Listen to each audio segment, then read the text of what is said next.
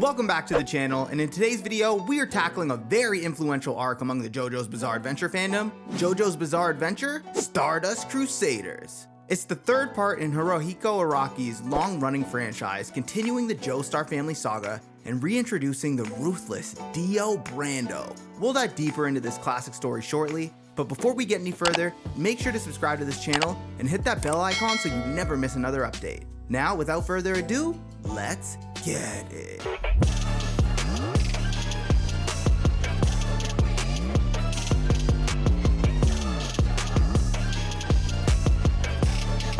JoJo's Bizarre Adventure Stardust Crusaders was created by Hirohiko Araki and is widely celebrated for introducing the concept of stands. Set primarily in 1989, it follows Jotaro Kujo, his grandfather, Joseph Joestar, and a band of allies on a globe-trotting journey from Japan to Egypt. Their ultimate goal? To defeat the resurrected Dio Brando once and for all. The Stardust Crusaders manga was originally serialized in Shueisha's weekly Shonen Jump magazine from April 3, 1989 to April 27, 1992. Its anime adaptation first aired on Tokyo MX starting April 5, 2014 until June 20, 2015, spanning a total of 48 episodes split into 2 parts. So, let's get into the story. In 1987, Jotaro Kujo, a teenager with a bad attitude and an even worse sense of fashion, decides jail is the place to be. Why? Because he thinks he's got an evil ghost following him around. His mom, Holly Kujo, freaks out and calls her dad, Joseph Joestar, to come sort this mess out. Joseph shows up with his buddy from Egypt, Mohammed Abdal, and they drop the bombshell that Jotaro is not haunted. He's got a stand named Star Platinum, renowned for its incredible strength and precision. Abdal and Joseph have developed stands of their own as well. The reason stands are showing up now? Dio Brando. That's right, the Joestar family's worst nightmare is back from the dead. Sort of. Dio's been chilling underwater for a century, attached to the body of Jonathan Joestar, Joseph's grandfather. Now that he's up and about, everyone is developing stands. The problem is, Holly's stand is killing her because she's too kind and gentle to control it. The only solution? A road trip to Egypt to put Dio back in his coffin. Enter Noriaki Kakyoin, a high schooler with the stand Hierophant Green. Controlled by Dio's mind-altering flesh buds, Kakyoin attacks Jotaro with his tentacle-shooting stand. Jotaro, being a walking brick wall with fists, punches the evil right out of Kakyoin and removes the flesh bud. Now free from Dio's mind control, he joins the team because honestly, what else is he gonna do?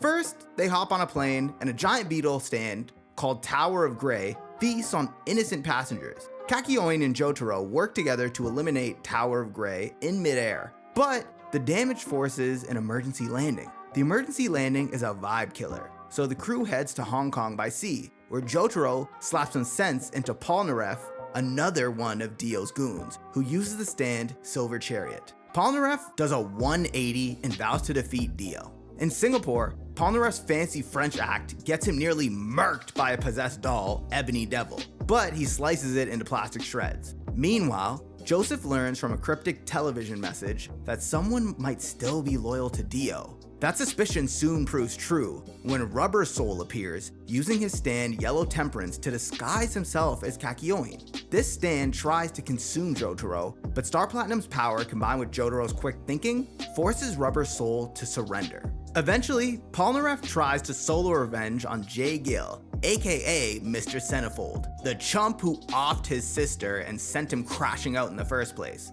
But he's teamed up with another stand user named Whole Horse. Abdal sacrifices himself to save Polnareff, so Polnareff goes ballistic and chops up Centerfold's stand Hangman. Whole Horse then runs for his life, but Polnareff tries to stop him until Whole Horse's girlfriend Nina pops up, letting Whole Horse escape. Joseph decides they'd better keep moving toward Egypt anyway, but oh no, Nina's blood leaves a weird pimple thing on Joseph's arm. Ugh!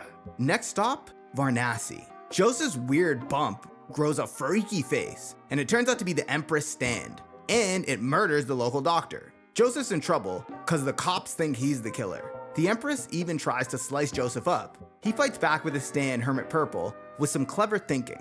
He traps that ugly growth in sticky tar, then rips it to shreds. When Nina also gets torn to bits, Joseph's all, I tried to tell the hoe. Passing through Pakistan, they pick up a young stowaway named Anne. Skipping ahead, eventually on their journey, a red car tries to push them off a cliff.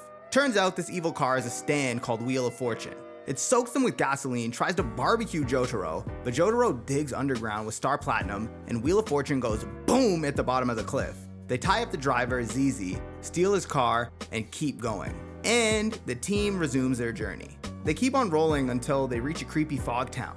Enter Enya, an old lady who acts all sweet and innocent, but spoiler alert, she's totally evil. She's got the stand Justice, a fog that can turn dead folks into zombies and make freaky holes in people's bodies. She uses Justice to force Whole Horse to shoot himself and then goes after Polnareff, making him lick a nasty toilet. But Jotaro busts in, inhales all the spooky fog, and knocks Enya out cold. They load Enya up and head off while Whole Horse, who somehow survived, is like, you guys should really kill her, but whatever. Continuing by horse-drawn carriage, they encounter Steely Dan, a stand user who's the lover's stand, implants a flesh bud in both Enya's brain and Joseph's. Enya dies before she can reveal any of Dio's secrets, while Joseph suffers in pain. If anyone attacks Dan, Joseph will feel the damage. Jotaro is forced to do Dan's bidding, running errands and stealing stuff, while Polnareff and Kakyoin shrink their stands to find the lovers inside Joseph. After some trickery involving clones, Kakyoin flushes out the lovers, saving Joseph's life. Jotaro then goes bananas on Dan with Star Platinum. Boom! Problem solved. Next, the gang trots across the Arabian desert on camels. Suddenly, the sun doesn't set and cranks up the heat big time. Surprise! The sun is another stand called the Sun, blasting them with scorching rays. They hide in a hole and Kakyoin notices a weird reflection. Jotaro chucks a rock at it, cracks it like glass, and the sun's user is KO'd on the spot. Later, Kakyoin dreams of a baby named Manish Boy, whose Death 13 stand drags victims into a nightmarish dream world. Stands are typically unusable in dreams unless summoned before dozing off. Manish Boy nearly kills them, but Kakyoin smuggles Hierophant Green into the dream, turning the tables. With Death 13 beaten, no one else remembers the ordeal upon waking. But Kakyoin does. Feeling salty, he feeds his evil baby his own poop. Eventually on the island, Polnareff meets a magic lamp and rubs it. Out pops Cameo, a genie stand named Judgment. Polnareff wishes for gold and then tries to bring back his sister and Avdol. Not a good plan. Zombie versions of them appear and try to eat him. But guess who's actually alive? Avdol. He was never really dead, just badly hurt. Avdol roasts Cameo with his stand Magician's Red, and he and Polnareff piss in the user's breathing tubes as revenge. Taking a submarine to Egypt, they battle High Priestess, a stand that disguises itself as various metal objects on board. Forced to escape in scuba gear, they emerge only to find High Priestess morphing into enormous jaws on the ocean floor. Star Platinum smashes those teeth, defeating the stand user. Finally, in Egypt, they are met by the Speedwagon Foundation's representatives, who introduce Iggy, a grumpy dog with a sand manipulating stand called the Fool. Almost immediately, they're ambushed by Endul, whose water-based stand kills the Speedwagon agents and injures Kakyoin and Avdol. Reluctant to help, Iggy tries to flee until Jotaro forces cooperation. Together, they corner Endul, who chooses to end his own life rather than betray Dio. Yo, bro is glazing Dio for real though. Meanwhile, two wacky brothers named Oingo and Boingo plan to kill the group with poison tea and bombs that look like oranges. Because normal bombs are boring, obviously. But everything goes haywire when Polnareff sneezes, causing Oingo to step on his own exploding orange bomb. Afterwards, sailing down the Nile, they confront Anubis, a sentient sword stand that possesses anyone who wields it. A boy named Chaka becomes its first host, then a barber named Khan, and finally, Polnareff himself. Jotaro manages to break Anubis in two, and the ruined sword plunges into the river. Soon after, Joseph and Avdol run into Maria, whose stand is the goddess Bast, who looks like an electrical outlet that magnetizes anyone who touches it. As metal objects fly towards them, they chase Mariah, accidentally drawing more and more metallic junk to their bodies. Eventually, they corner her, causing a massive pile of metal to collapse on her. Next, a sinister man named Alessi appears, employing his stand Set, which can revert its victims to younger versions of themselves. Polnareff is reduced to a child and barely evades fatal injury. Even Jotaro is briefly affected, but Star Platinum remains formidable enough to knock Alessi out. Restored to normal, they continue on using Hermit Purple to snap a spirit photo showing Dio's whereabouts in Cairo. When they reach Cairo, they bump into a gambler named Daniel J. Darby.